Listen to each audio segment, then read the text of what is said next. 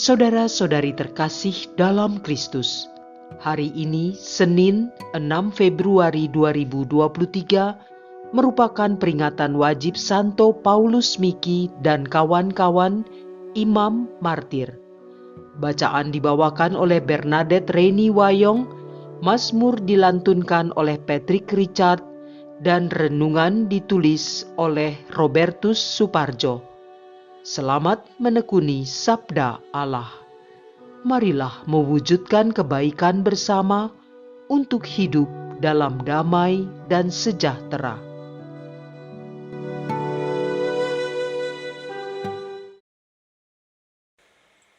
Dalam nama Bapa dan Putra dan Roh Kudus. Amin. Allah yang Maha Kasih, kami mengucap syukur atas segala rahmat yang Kau curahkan ke dalam hidup kami. Kami Kau ciptakan menurut citra-Mu dan Kau angkat menjadi anak-anak-Mu. Bimbinglah kami agar kami mampu menangkap firman-Mu yang menjadi pegangan hidup kami, demi Kristus Tuhan dan pengantara kami sepanjang segala masa. Amin. Bacaan dari kitab Kejadian 1 ayat 1 sampai dengan 19. Pada awal mula Allah menciptakan langit dan bumi. Bumi belum berbentuk dan masih kosong. Gelap gulita meliputi samudra raya. Dan Roh Allah melayang-layang di atas permukaan air. Allah bersabda, "Jadilah terang." Maka jadilah terang. Allah melihat bahwa terang itu baik. Lalu dipisahkannya dari gelap. Allah menamai terang itu siang, dan gelap itu malam. Maka jadilah petang dan pagi, hari pertama.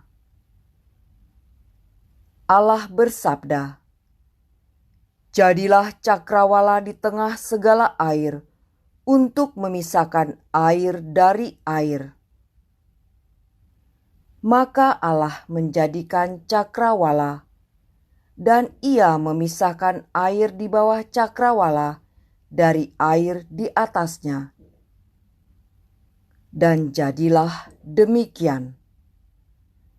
Allah menamai cakrawala itu langit. Maka jadilah petang dan pagi, hari kedua. Allah bersabda, "Hendaklah segala air di bawah langit berkumpul pada satu tempat, sehingga kelihatan yang kering." Dan jadilah demikian. Allah menamai yang kering itu darat, dan kumpulan air itu laut. Allah melihat bahwa semuanya itu baik. Allah bersabda, "Hendaklah tanah menumbuhkan tunas-tunas muda, tumbuh-tumbuhan yang berbiji, segala jenis pohon buah-buahan yang menghasilkan buah berbiji, supaya ada tumbuh-tumbuhan di bumi." Dan jadilah demikian. Tanah itu menumbuhkan tunas-tunas muda, segala jenis tumbuh-tumbuhan yang berbiji, dan segala jenis pohon-pohonan yang menghasilkan buah berbiji. Allah melihat bahwa semuanya itu baik. Maka jadilah petang dan pagi, hari ketiga. Allah bersabda, "Jadilah benda-benda penerang di cakrawala untuk memisahkan siang dari malam. Biarlah benda-benda penerang itu menjadi tanda yang menunjukkan masa-masa yang tetap, menunjukkan hari dan tahun. dan sebagai penerang pada cakrawala, biarlah benda-benda itu menerangi bumi. Dan jadilah demikian. Maka Allah menjadikan dua benda penerang yang besar, yakni yang lebih besar untuk menguasai siang dan yang kecil untuk menguasai malam. Dan Allah menjadikan juga bintang-bintang. Semuanya itu ditaruh Allah di cakrawala untuk menerangi bumi dan untuk menguasai siang dan malam dan untuk memisahkan terang dari gelap. Allah melihat bahwa semuanya itu baik. Maka jadilah petang dan pagi, hari keempat. Demikianlah sabda Tuhan.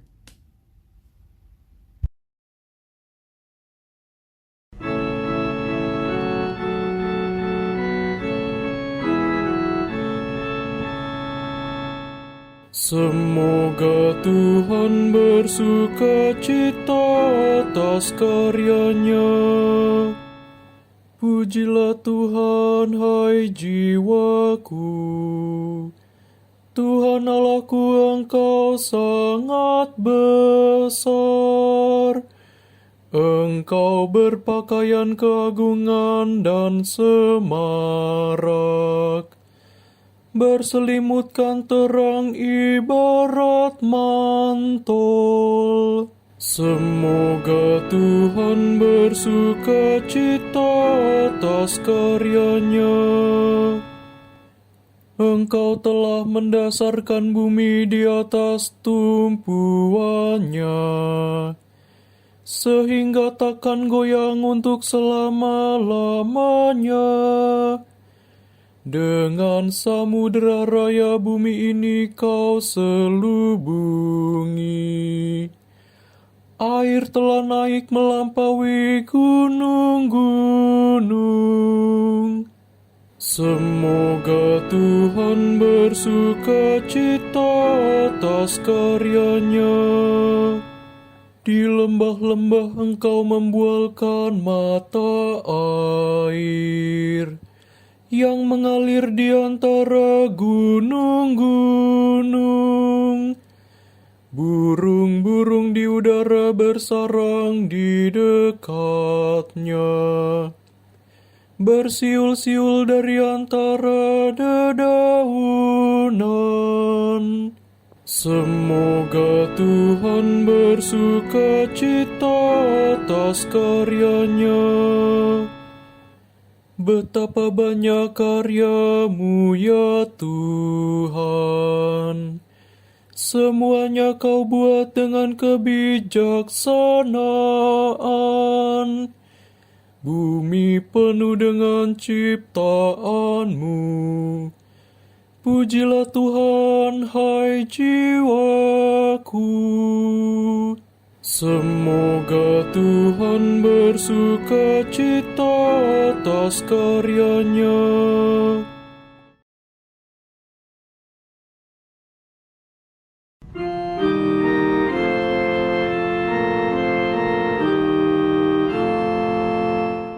Haleluya.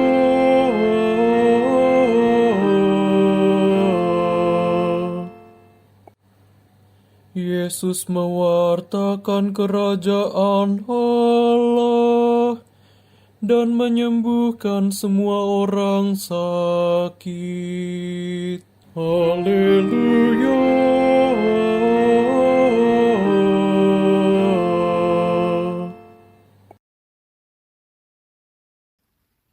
Inilah Injil suci menurut Markus, bab 6, ayat 53 sampai dengan 56. Pada suatu hari, Yesus dan murid-muridnya mendarat di Genesaret dan berlabuh di situ. Ketika mereka keluar dari perahu, orang segera mengenal Yesus. Maka berlari-larilah mereka ke seluruh daerah itu dan mulai mengusung orang-orang sakit di atas tilamnya kepada Yesus, di mana saja kabarnya ia berada.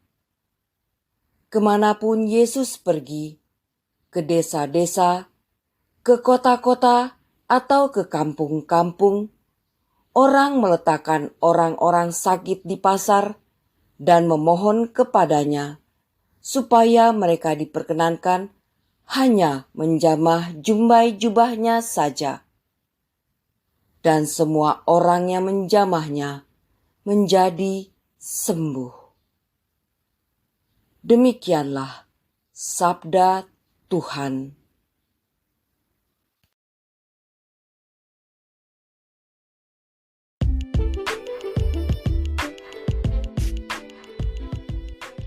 Diutus menjadi jalan penyembuhan bagi yang sakit dan menderita. Renungan dibawakan oleh Sirila Cahyoyanti.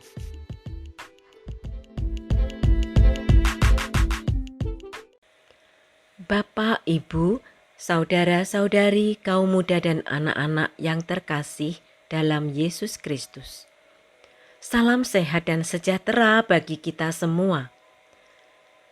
Apa yang diharapkan oleh orang yang sedang mengalami sakit, terutama sakit yang sangat berat? Jawabannya sudah jelas. Semua orang sakit mengharapkan sembuh.